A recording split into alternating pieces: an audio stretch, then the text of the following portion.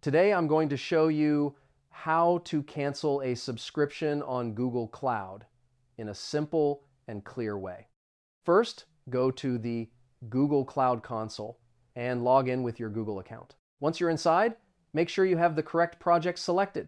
Now, open the menu and go to the Billing section. This is where you manage all payments and subscriptions related to your Google Cloud account.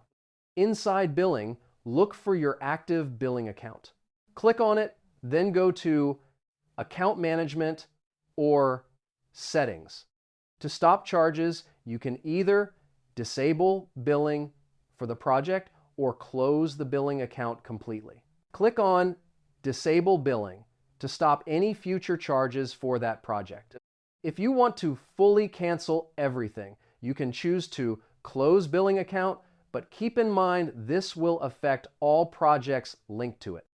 After confirming, Google Cloud will stop charging you, but some services may also stop working immediately.